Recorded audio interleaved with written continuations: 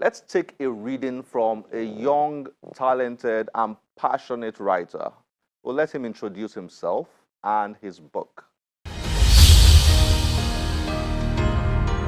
My name is Oyeku. I'm the founder of CAPS, a creative learning platform for both children and adults that helps them to discover their creative potential. I'm an author of 6 children's books and a novel. In my hand is a copy of my new book, Mafoya and the Finish Line, published by Wither Books. The story in Mafoya and the Finish Line is about a young, accomplished sprinter who cheats her way to victory. And in a certain race, she tries to cheat again, and she's transported by a whirlwind to a strange kingdom, an animal kingdom called Musanga Kingdom. So the story details on how she finds her way back to the human world. I'll be reading from chapter 6. Mafoya woke up at dawn with a feeling of dread. Her heart was heavy. A tear rolled down her face, and she didn't bother to wipe it. The old woman had been awake for a long time. She had watched Mafoya toss and turn restlessly in her sleep. You have no one to blame but yourself. This is not your first time. You have always been a cheat. That's not true. It only happened once when Mafoya interrupted as she got up from the mat. You were brought here because you cheated in Okubaka Kingdom, the old woman continued. Mafoya was surprised at the things the old woman was saying. In the time she had spent in Musanga Kingdom, the old woman had been a wonderful and doting friend. Her words that morning hit Mafoya hard.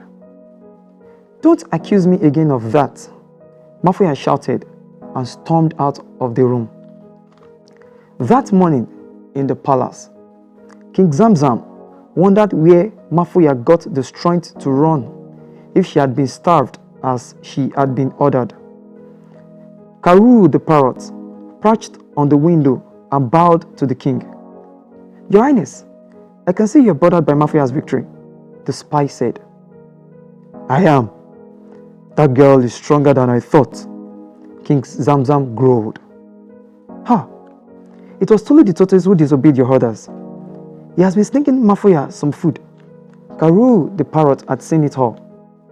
The angry king wanted the disobedient tortoise summoned and killed, but the parrot advised against this. My king, you must prove to Mafoya that you are wiser than humans. The ruthless king listened to the parrot's advice and smiled to himself. Tell the human to come to the palace. Mafoya arrived at the king's palace a few minutes later and stood before the king. Your second race will take place tomorrow. Mafoya could see the king didn't want her to have enough time to practice for the next race.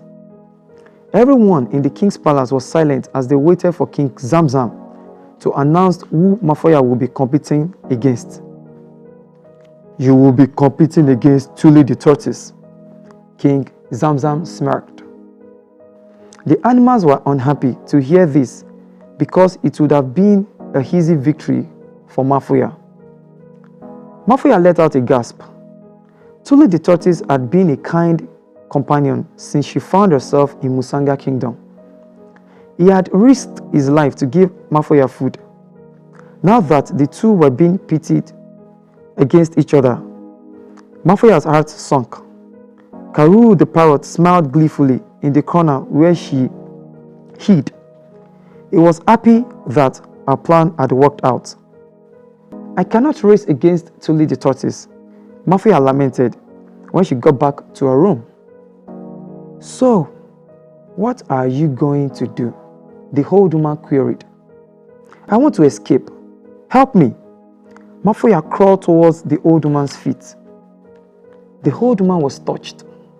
This was the first time she had seen Mafoya show consideration. She didn't think Mafoya cared if the tortoise was killed, so long as she won the second race. The old woman patted Mafoya on the head. She had spent several decades in Musanga Kingdom and knew all its hidden routes and secret paths. Most importantly, she knew the way out.